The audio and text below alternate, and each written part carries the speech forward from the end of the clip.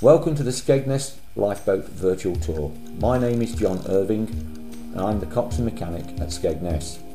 During the trip you'll go onto the foredeck, into the wheelhouse, into the engine room, into the survivor's cabin and finally into the forepeak. I hope you enjoy your trip. 12008, the Lincolnshire Poacher, pride of the Lincolnshire coast. The Skegness Lifeboat came to the station in 1990 and was bought by a generous donation from John and Lucille Van Geese, a cost of £480,000. The Talus MBH tractor weighs 19 tonnes and has a top speed of 7 miles an hour.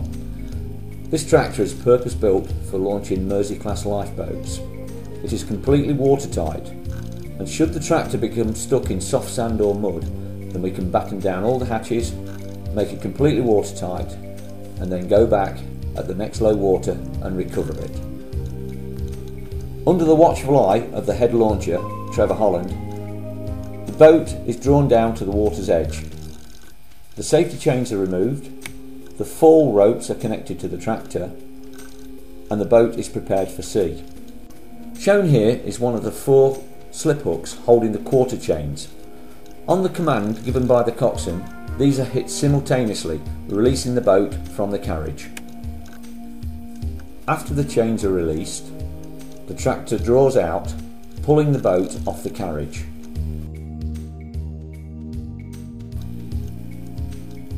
The boat becomes free of the carriage and then powers away. We don't always launch in calm conditions. The boats are designed to be launched in heavy surf. The Skegness Lifeboat will always launch. Should we become the casualty and we have to abandon the ship, the lifeboat carries a 6-man life raft. We also carry distress flares, handheld radio, handheld compass, and these will be taken with the crew into the life raft. Moving up onto the foredeck, we have 2 rope lockers. These contain heaving lines, tow ropes, mooring ropes and drogue lines. Shown here are the 2 delta anchors. We would use these for securing the boat to the seabed. We carry 2 in case we have to anchor on poor ground. Also shown are some tools and the capstan. Moving aft, we see here the collapsible mast. This holds the DF aerial and the JRC radar scanner. Shown here is the upper steering position. This is where I'd helm the boat if we were searching for somebody in the water, going alongside a casualty or going into a harbour. Here I have a depth sounder, a compass, throttle controls and a steering wheel. There is also rev counters and other warning lights. We're now entering the wheelhouse. This is where the search and rescue operations are managed, and in here we have the helm position, the radar, the navigator seat and the radios, and we'll take a closer look at some of this equipment. Here we have the helm position. Here there are engine controls, rev counters, various switches for all the lights and searchlights we've got, the start-stop buttons and the capsize buttons. Shown here is the JRC radar unit.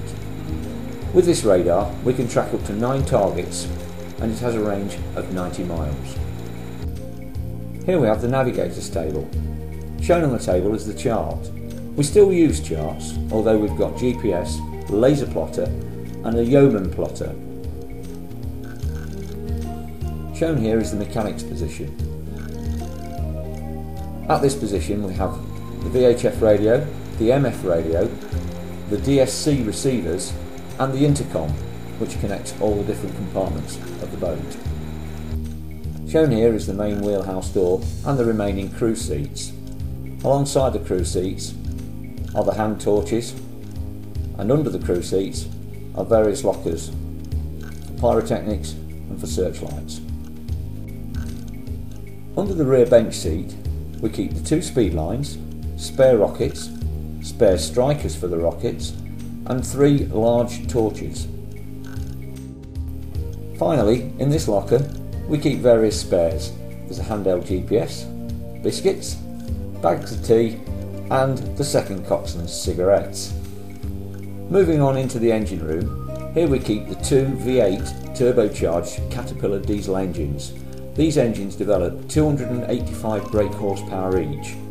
It gets very hot and very noisy. Fitted above both engines is the Pyrogen firefighting system. This is manually operated from the wheelhouse.